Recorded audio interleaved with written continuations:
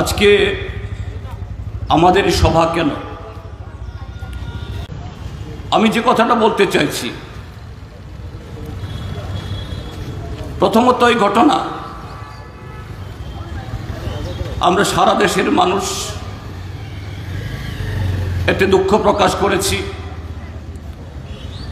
তাদের স্মৃতির প্রতি শ্রদ্ধা জ্ঞাপন করেছি এবং আজকেও আমরা এখানে করছি। এই ঘটনার মধ্য দিয়ে প্রথমত কি দেখা গেছে, 22 তারিখ পহেলগামে পাক মদতপুষ্ট সন্ত্রাসবাদীরা যারা এই হত্যাকাণ্ড চালিয়েছে, নৃশংস হত্যাকাণ্ড, তার চাইতেও আরো গুরুতর অপরাধ যেটা করেছে, ধর্ম যাচাই করে করে খুন করেছে।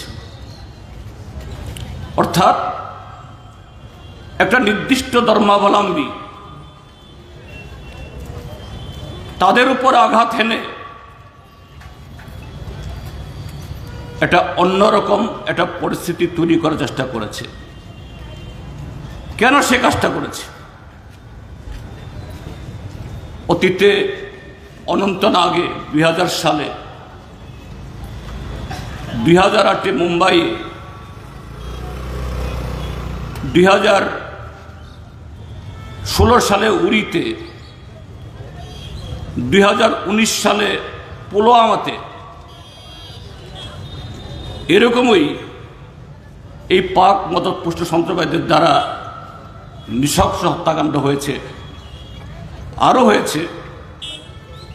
কিন্তু এই পাকিস্তানি মদতপুষ্ট সন্ত্রাসবাদীদের দ্বারা এই কতগুলো ঘটনা খুব উল্লেখযোগ্য, কিন্তু কোথাও ধর্ম জিজ্ঞেস করা হয়নি। কেন হয়েছিল? পেহেলগামে এই ঘটনার পর ভারতবর্ষের মানুষকে ভাগ করার জন্য, যাতে দুটি ধর্মে, দুটি সম্প্রদায়ে এই ভারতবর্ষের মানুষ বিভাজিত হয়। কিন্তু সন্ত্রাসবাদীদের সে উদ্দেশ্য সফল হয়নি।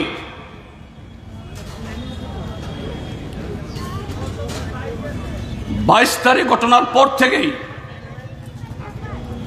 এই দেশের 140 কোটির বেশি মানুষ তারা সোচ্চার হয়েছেন সন্ত্রাসবাদের বিরুদ্ধে। ভারতবর্ষে একটা বহুদলীয় গণতান্ত্রিক রাষ্ট্র ব্যবস্থা, যে দলেই সরকার থাকুক, বিরোধী দলও থাকে, শাসক দল এবং বিরোধীদের নানা বিষয়ে ঐকমত্য হয় না, বিরোধিতা থাকে। কিন্তু 22 তারিখ থেকেই এদেশের সমস্ত রাজনৈতিক দল, সমস্ত বিরোধী দল এক কাট্টা হয়ে সরকারের পাশে দাঁড়িয়েছে, প্রধানমন্ত্রীর পাশে দাঁড়িয়েছে, খুনিদের ধরার জন্য, তাদের শাস্তি দানের জন্য, সন্ত্রাসবাদকে নির্মূল করার জন্য। আমাদের মতপার্থক্য যাই থাক, আমরা সরকারের পাশে আছি। এখানে থেমে নেই। উরির ঘটনা, তারপর পুলওয়ামার ঘটনা, আরো ছোটখাটো এরকম হত্যাকাণ্ড হয়েছে সন্ত্রাসবাদীদের দ্বারা জম্মু কাশ্মীরে। কিন্তু কোনো ঘটনার পর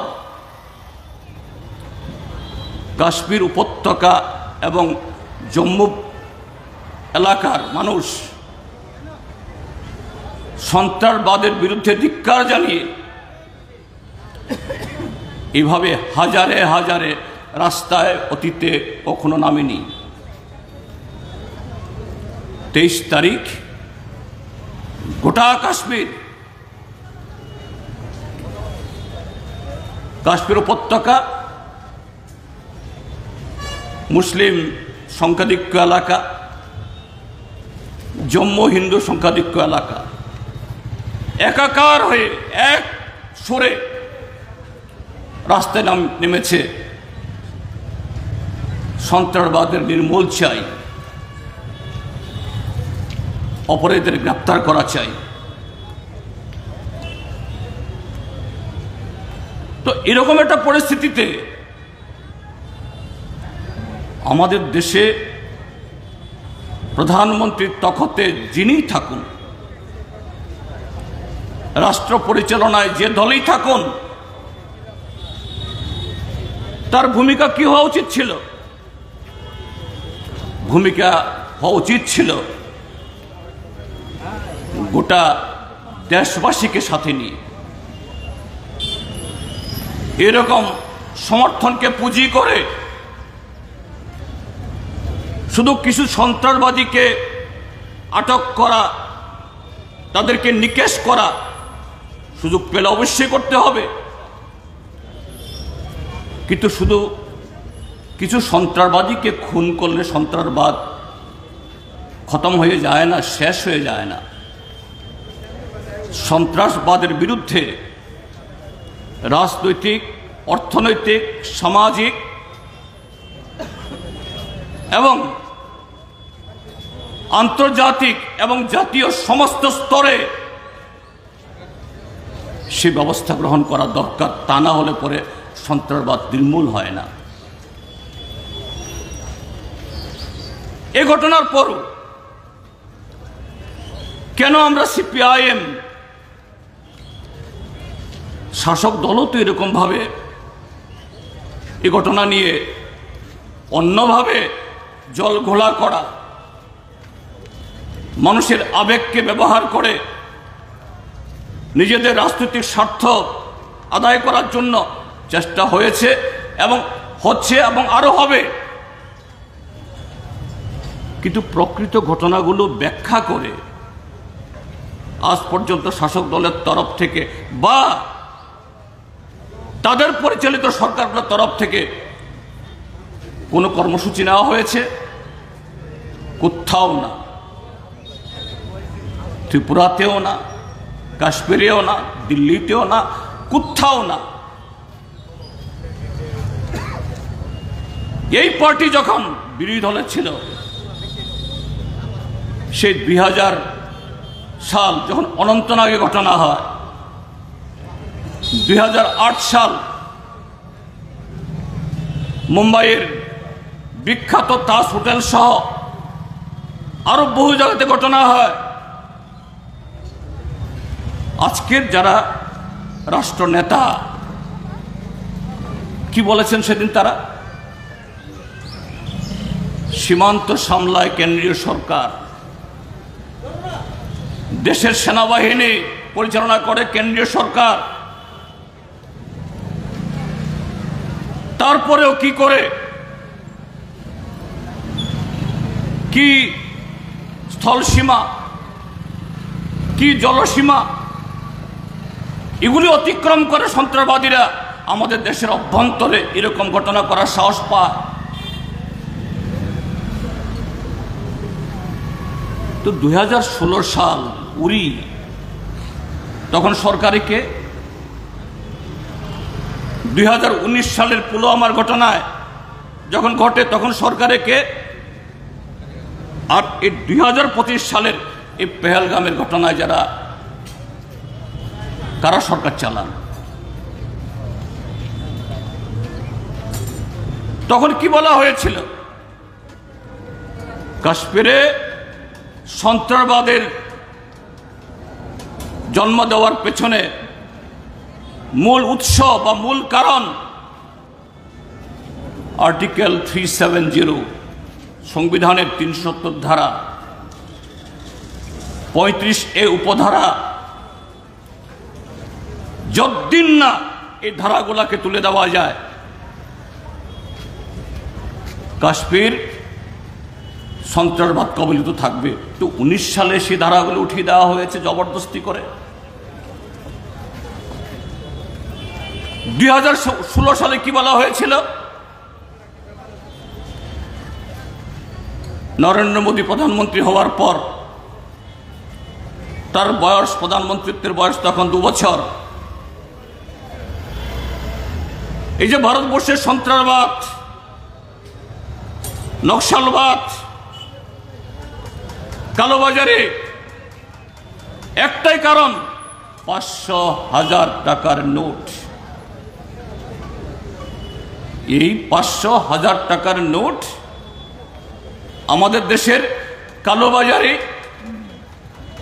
সন্ত্রাসবাদী এবং বিদেশের মাটিতে বসে যারা ভারতবর্ষে এই গোলযোগ সৃষ্টি করতে চায়, তাদের চাইদের হাতে লক্ষ লক্ষ কোটি টাকা। এই 500,000 টাকার নোট বাতিল হলে চিরতরে সন্ত্রাসবাদ খতম হবে, নকশালবাদ খতম হবে, কালোবাজারি খতম হবে। শুধু তা না, ভারতবর্ষের বেকার সমস্যা, অর্থনৈতিক বৈষম্য, আঞ্চলিক বৈষম্য,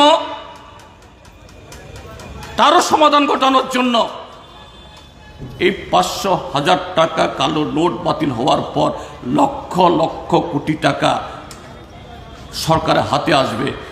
সেই টাকা দিয়ে এই দেশের অপার শান্তি স্থাপন করা যাবে এবং উন্নয়নে সে অর্থ খরচ করা যাবে। 500,000 টাকা নোট বাতিল হয়েছে, 370 দ্বারা উঠিয়ে দেওয়া হয়েছে, 35 ক উপধারা উঠিয়ে দেওয়া হয়েছে, কাশ্মীরকে 2 টুকরো করে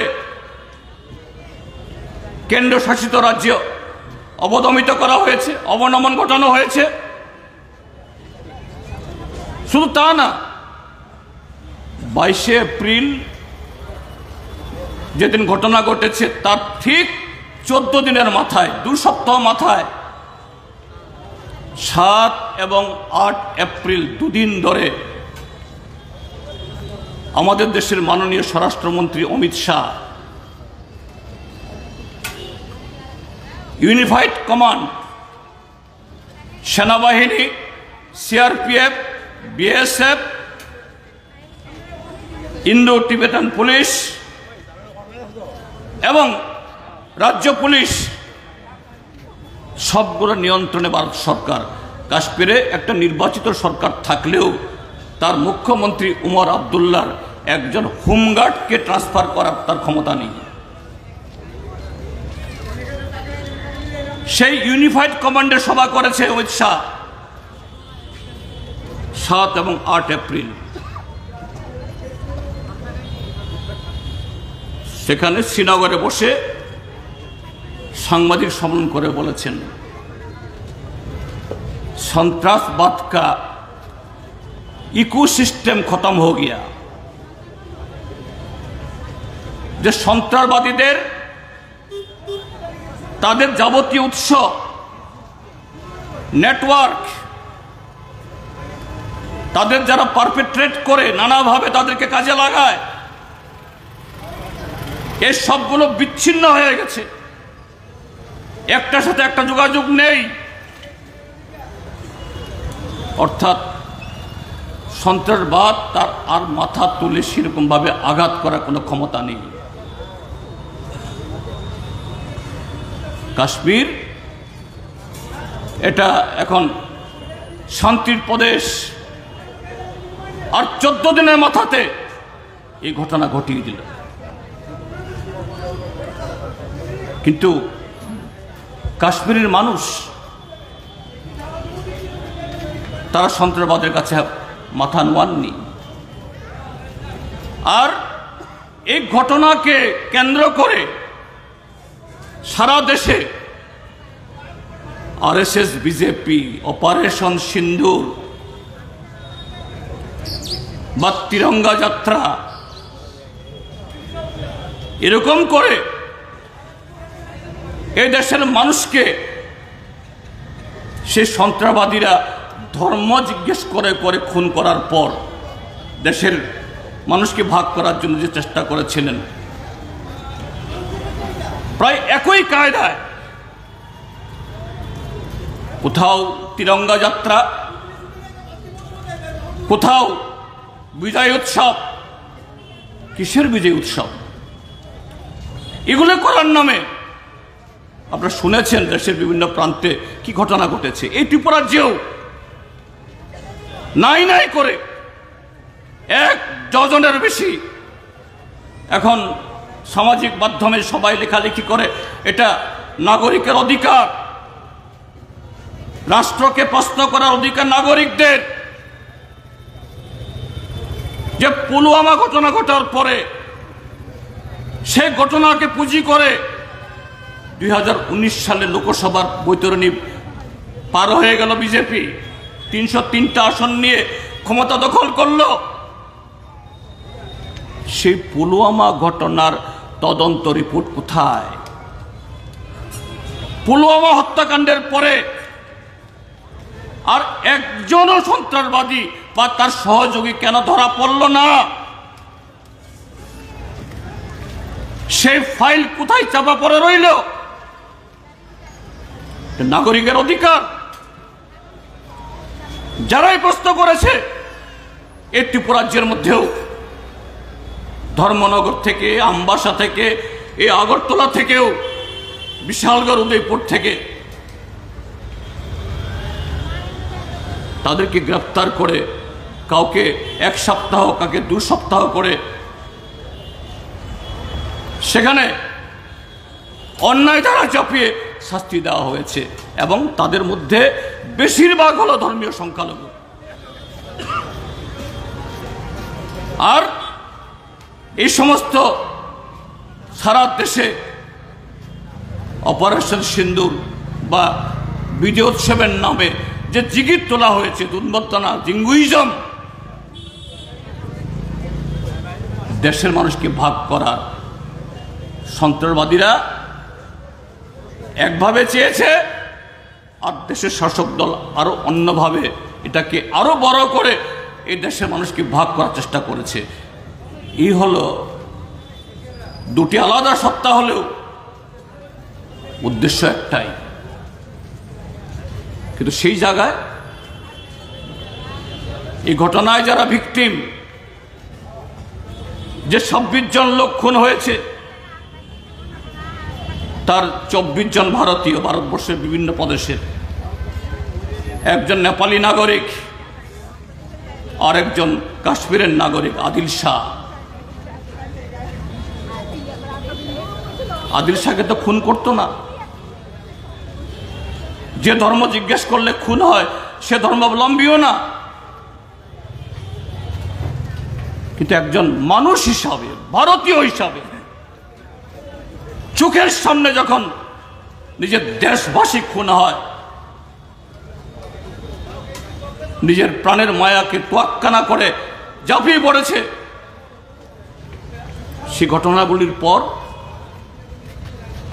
পেহেলগামে যখন এই ঘটনার কয়েক ঘন্টার পরও প্রশাসন অনুপস্থিত, নিরাপত্তা কর্মীরা অনুপস্থিত, কি বলেছে ভিকটিম পরিবারের সদস্যরা? আপনারা শুনেছেন, কমরেড অমল বলেছে, কেরালার একটা মেয়ে তার বাবার সহ গেছেন, মেয়েটার নাম আরতি মেনন। আমাদের পার্টির কেন্দ্র কমিটির সভা গেছে গত 3 থেকে 5 তারিখ। আমাদের কেরালার মাননীয় মুখ্যমন্ত্রী পিনারাই বিজয়ন বলছিলেন, রাজনৈতিক দিক থেকে সেই পরিবারটা বিজেপির খুবই কাছের। তো গুডি মিডিয়া যারা আরএসএস বিজেপির এই প্রচারকে তুঙ্গে তোলার জন্য দিন রাত 24 ঘন্টা খেটে নানা গল্প সাজিয়ে দেশের মানুষের কাছে যারা এইভাবে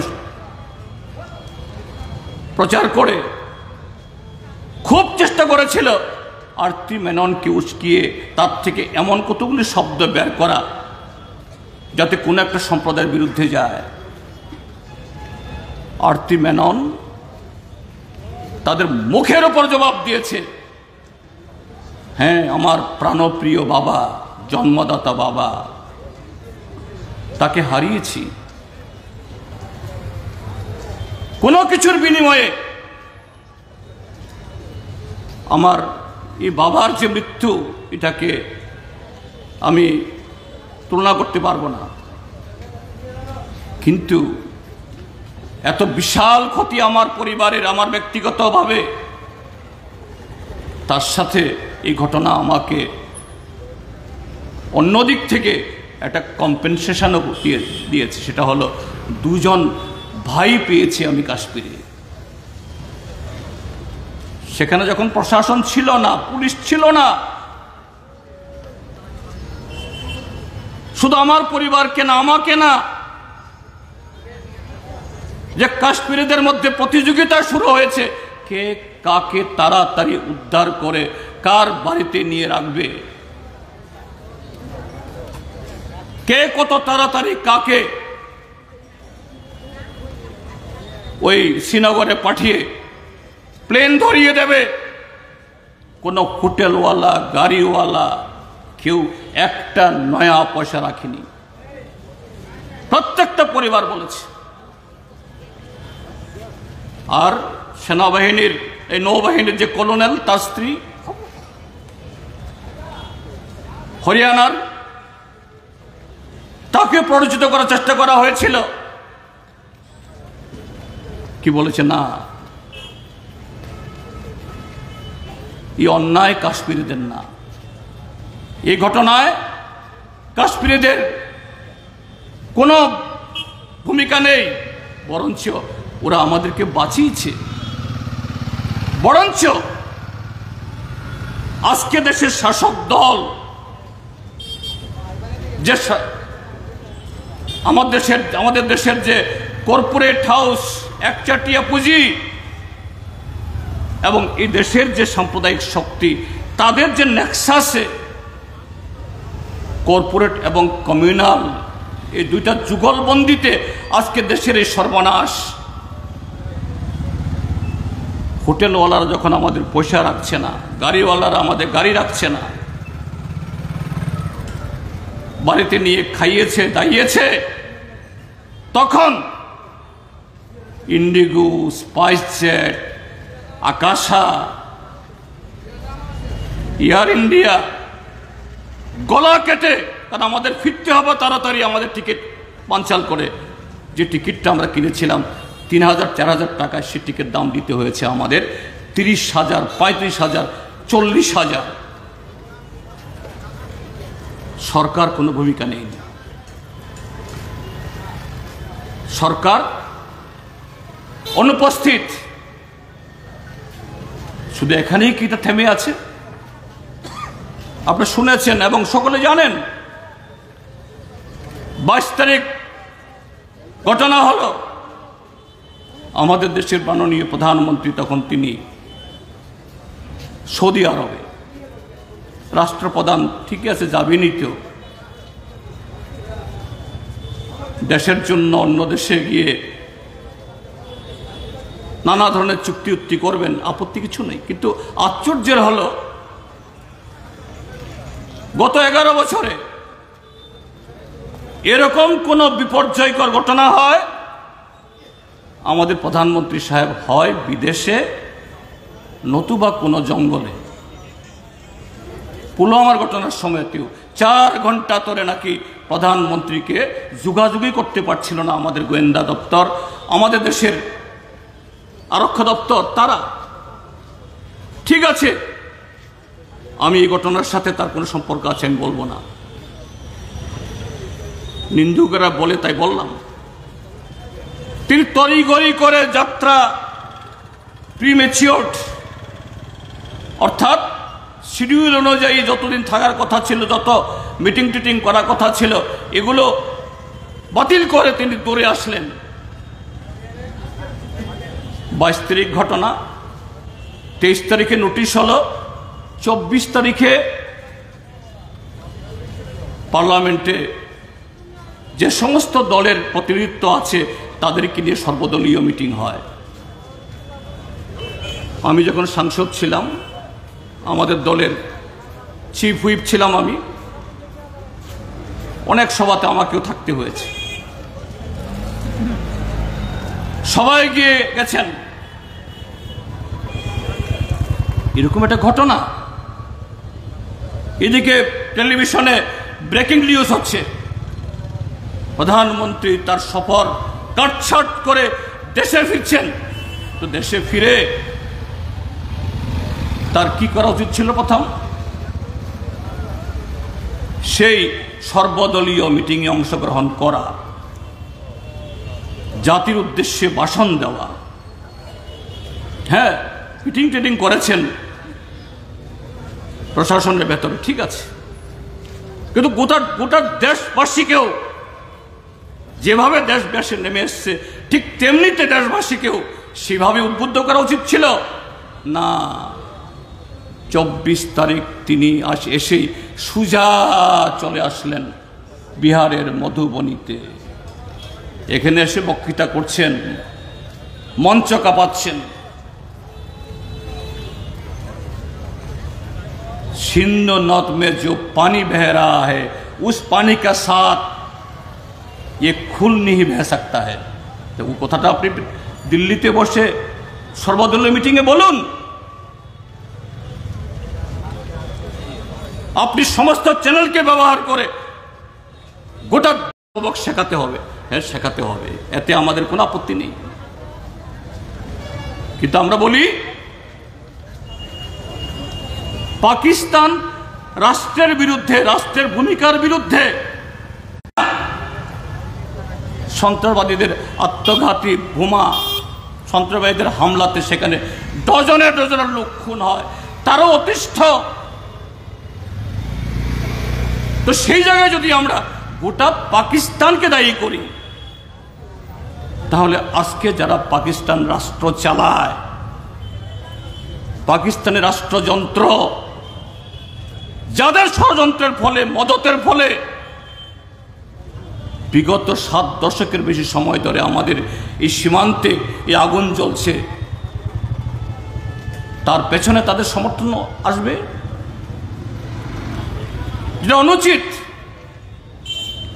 যে কারণে সেই প্রথম সর্বদলীয় মিটিং 24 তারিখ, তারপরে মে মাসের 8 তারিখ এবং আরো নানা ফোরামে, শুধু আমরা ভারতের কমিউনিস্ট পার্টি মার্ক্সবাদী না, এই দেশের সমস্ত দায়িত্বশীল নাগরিক, রাজনৈতিক দল, তারা বলেছে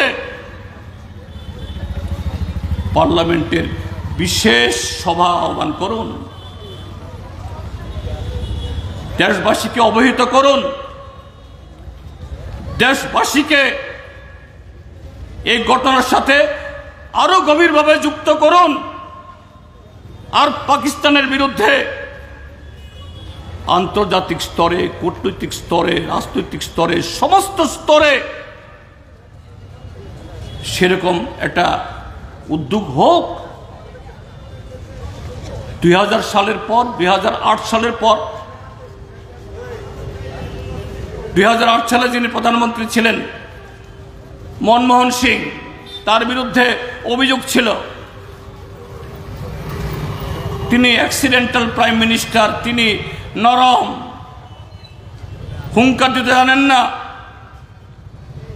কিন্তু বোম্বে ঘটনার পর অমল বলেছে, এই যে FATF, আন্তর্জাতিক যে এই রাষ্ট্রসংঘের অর্থনৈতিক দিক থেকে বিভিন্ন দেশ, তারা world bank, international monetary fund, এইসব জায়গাগুলো থেকে যদি ঋণ টিন পেতে হয়, সহযোগিতা পেতে হয়, তাহলে এই FATF এর অনুমোদন প্রয়োজন হয়। ডক্টর মনমোহন সিংয়ের নেতৃত্বে তখন সমস্ত তথ্য প্রমাণ কিভাবে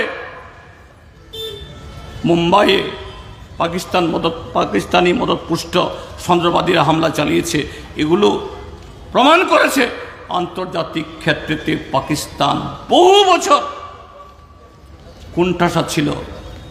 তারা সহযোগিতা পায়নি। IMF ঋণ দেয়নি, ওয়ার্ল্ড ব্যাংক ঋণ দেয়নি,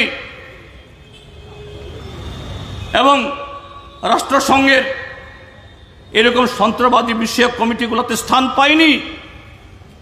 একটা সন্ত্রাসবাদীদের মদতদাতা দেশ হিসাবে পাকিস্তানের পেছনে প্রায় একটা ট্যাগ লেগে গেছিল।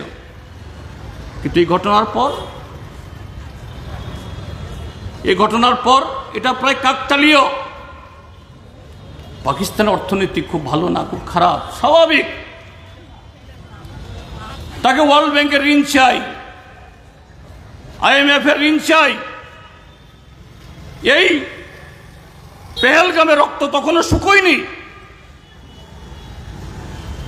ভারত সরকারের যারা প্রতিনিধি ওই সমস্ত সংস্থানগুলোতে, ভারত সরকারের তরফ থেকে আমাদের অর্থমন্ত্রী নির্মলা সীতারামন সরাসরি চিঠি লিখেছেন IMF এর কাছে, ওয়ার্ল্ড ব্যাংকের কাছে, কেন পাকিস্তানকে এই ঋণ দেওয়া বন্ধ করুন।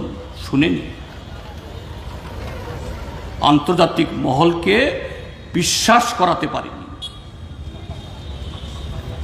এটা দুর্ভাগ্য, 144 কোটি ভারতীয় দুর্ভাগ্য। 26 জন লোক আমাদের খুন হয়ে গেল। এরপরে যে কয়েকদিনের যুদ্ধে সেখানে আরো কয়েকশো লোক খুন হলো, এত ধ্বংস হলো। কিন্তু অফিসিয়ালি, আনুষ্ঠানিকভাবে আন্তর্জাতিক কমিউনিটি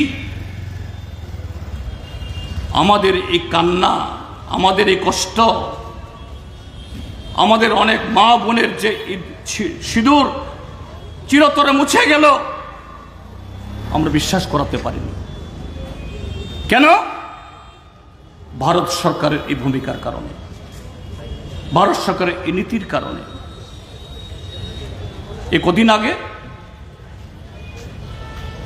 আমাদের মাননীয় প্রধানমন্ত্রী জাতির উদ্দেশ্যে ভাষণ দিয়েছেন। হ্যাঁ, অবশ্যই তিনি দেবেন, এতে কোনো অন্যায় না, দেওয়াই উচিত। এবং সেখানে তিনি 3 দফা নীতি ঘোষণা করেছেন। কি নীতি? কোন দেশ থেকে যদি, সে দেশের মাটি থেকে যদি সন্ত্রাসবাদীরা আমাদের দেশে হামলা করে, সেই পুরো দেশকে, অর্থাৎ সে দেশের রাষ্ট্র ব্যবস্থা এবং জনগণকে তার উপরে শাস্তি পেতে হবে। দ্বিতীয় হলো, তাদেরকে ওয়ার্নিং দেওয়ার পরে যদি কোনো এরা সতর্ক না হয়, সংযত না হয়, তাদের বিরুদ্ধে যুদ্ধ ঘোষণা হবে, তাদের নির্মূল করে দেওয়া হবে। তৃতীয় হলো, সে দেশের সাথে যদি আমাদের কোনো আন্তর্জাতিক পারস্পরিক কোনো চুক্তি থাকে, চুক্তি বাতিল হবে। কি ইঙ্গিত করেছেন? ইঙ্গিত হলো, পাকিস্তানের সাথে আমাদের সিন্ধু নদীর জল ভাগাভাগি নিয়ে আন্তর্জাতিক নিয়মে একটা চুক্তি আছে, সেই চুক্তি বাতিল হবে। সেই জলে পাকিস্তানের কয়েকটা প্রদেশে পানীয় জল, সেচ সবটাই চলে। এগুলি বন্ধ করে দেওয়া মানে, যদিও কতটুকু জল বন্ধ করতে পারবেন আমি জানি না। এই হিমালয় থেকে নেমে আসা জল কোন জায়গায় বাদ দিয়ে, কোন জায়গাতে সেরকমভাবে ক্ষেত্র তৈরি করে আপনি জল রাখবেন, আসলে কিছু করতে পারবেন না। এতে কি হলো? যে কথাটা CPIM বারবার বলে আসছে, পাকিস্তানের সরকার আর পাকিস্তানের জনগণ এক না। সরকার সন্ত্রাসবাদীদের মদত দিতে পারে, কিন্তু জনগণ না। আর সেই জায়গায় যখন এই পদক্ষেপ গ্রহণ করা হবে, পাকিস্তানের 20 কোটি মানুষ, তাদেরকেও জঙ্গি আর পাকিস্তানি একাকার করে দেওয়া হবে। আর গোটা পাকিস্তানের সাথে ভারতবর্ষের মধ্যে যুদ্ধ লাগানোর মতো একটা তৈরি হবে। আমরা বলছি এটা ভুল, এটা অন্যায়। এইভাবে সন্ত্রাসবাদ দমন করা যায় না। আমাদের ত্রিপুরা রাজ্যের মধ্যে সন্ত্রাসবাদ ছিল, অমল বলেছে, আপনারা সকলেই সাক্ষী। সেই সময় তো আমরা বলেছি 3-prong policy, army, CRPF, BSF, TSR, police আরো বেশি মোতায়েন করতে হবে, সন্ত্রাসবাদীদের বিরুদ্ধে আরো কঠোরভাবে এদের মোকাবেলা করার জন্য এদের সমন্বয় করে তুলতে হবে, মোকাবেলা করতে হবে। তার মানে এটাই একমাত্র সমাধান না। দ্বিতীয় হলো পলিটিক্যাল ডায়ালগ। যদি জনগণ এবং নিরাপত্তা বাহিনীর চাপে সন্ত্রাসবাদীরা মাথা নোয়াতে বাধ্য হয়, আলোচনা করতে বাধ্য হয়, বসুন, ভারত সরকার তুমি মধ্যস্থতা করো। এইভাবে টিএনবি চুক্তি হয়েছে, এনএলএফটি চুক্তি হয়েছে, নানাভাবে এসেছে আমাদের সময়েতেও, পরবর্তী সময়েতেও। তৃতীয় হলো যে অনুন্নয়ন, পশ্চাৎপদতা, জনগণের একটা অংশের মধ্যে এই বিচ্ছিন্নতাবাদী মানসিকতা জন্মগ্রহণ করে এটাকে নির্মূল করার জন্য আমাদের সাধ্যের মধ্যে থেকে যতটুকু উন্নয়ন ঘটানো যায় ঘটাতে হবে। সে হাত ধরেই তো এই এডিসি এলাকাতে রাস্তা ঘাট, পানীয় জল, বিদ্যুৎ, স্কুল, কলেজ, হাসপাতাল, তার সাথে বন আইনে লড়াই করে 12 লক্ষ কানি বনভূমি তার অধিকার আদায় করে ট্রাইবেল এলাকাতে রাবার বাগান করে দেওয়া হয়েছে। কিছু সরবরাহতে পত্রপত্রিকা লিখেছে that terrorism in Tripura that was not countered by only the security forces, শুধু সিকিউরিটি ফোর্সেস তাদের দ্বারা না, এর পেছনে একটা বিগ হিস্ট্রি। ত্রিপুরাজ্যের রাবার প্ল্যান্টেশন, এমনিতে ত্রিপুরাজ্য আজকে সারা দেশের মধ্যে second largest rubber producing state হয়নি।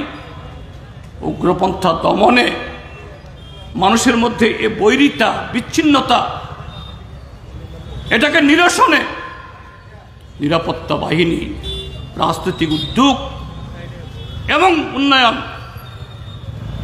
এই তিনটা মিলে 3-prong পলিসি কাজ করেছে বলে এই ত্রিপুরাজ্যে এনএলএফটি, টাইগার ফোর্স, টিএনবি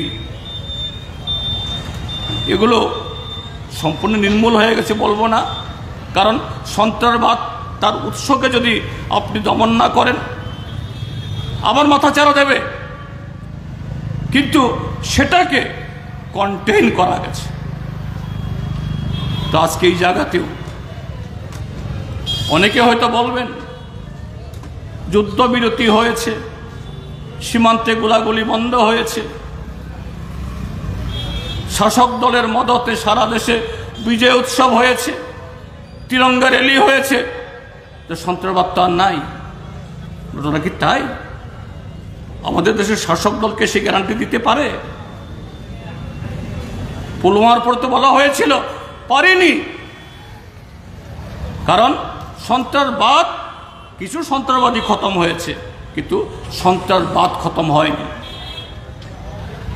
এখন সে সন্ত্রাসবাদকে মোকাবেলা করতে গেলে পরে যুদ্ধই সমাধান না। যুদ্ধ একটা সাময়িক পদক্ষেপ হতে পারে, হয়েছেও,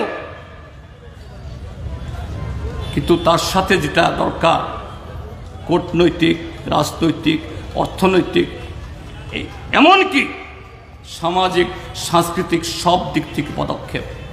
আর সে লড়াই কাশ্মীরের জনগণকে যদি যুক্ত না করা হয়, এই যুদ্ধ থামবে কেন? এই যে এতগুলি ঘটনার পর, এই পেহেলগামের পর গোটা কাশ্মীর রাস্তায় নেমেছে। কাশ্মীরের যারা গোরসওয়াররা, কাশ্মীরের গাড়িওয়ালারা, হোটেলওয়ালা বলেছে এই আক্রমণ, এই খুন তো পর্যটকদের উপরে না, এই গুলি তো চালিয়েছে কাশ্মীরিদের বুকের উপরে।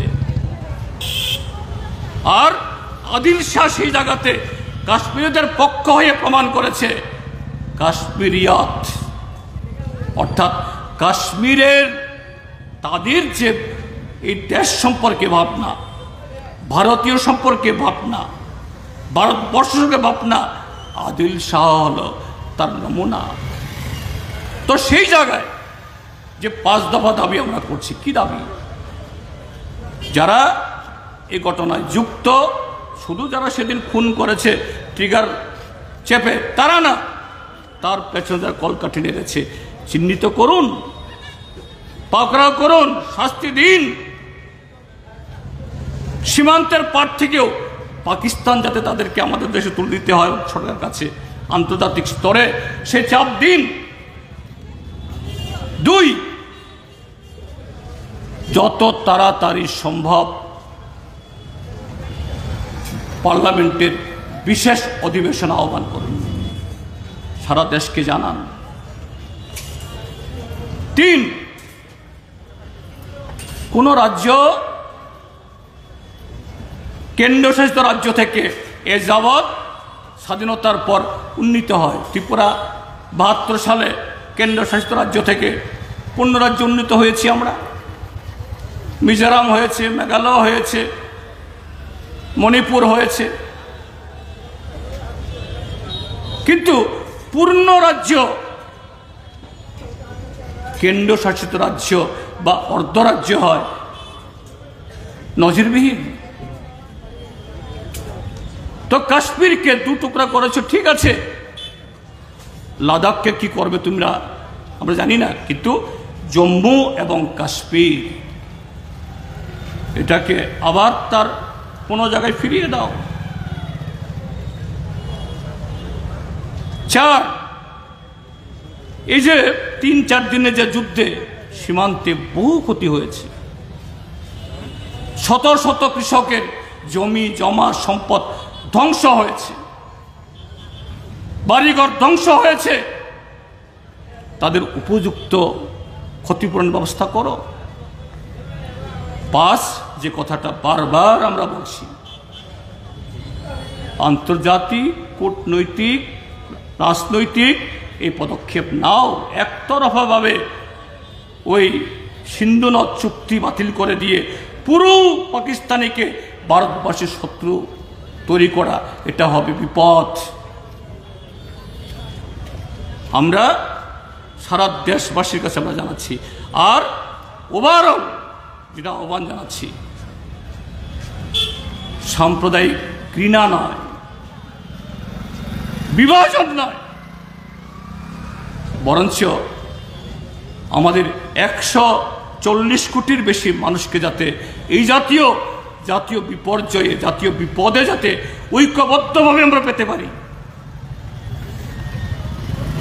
শান্তি, সম্প্রীতি, সৌহার্দ্যের বাতাবরণ গড়ে তোলার জন্য সর্বত্র সেরকম ব্যবস্থা গ্রহণ করুন। এই দাবি নিয়ে আমাদের সারা দেশে প্রচার আমরা আহ্বান জানাচ্ছি। শুধু এরকম সভা করে নয়, যেখানেই যেভাবে জনগণের কাছে এই ঘটনা, এই আলোচনা উঠলে আমাদের বলার সুযোগ আছে, ব্যাখ্যা করার সুযোগ আছে, সঠিক তথ্য তুলে ধরে প্রকৃত একজন দেশপ্রেমিক ভারতীয় হিসাবে সে ভূমিকা আপনারা সকলে নেবেন, এই আশা ব্যক্ত করে আবারও সকলকে অভিনন্দন এবং নমস্কার জ্ঞাপন করে আমার বক্তব্য শেষ করছি। ইনকলাব জিন্দাবাদ।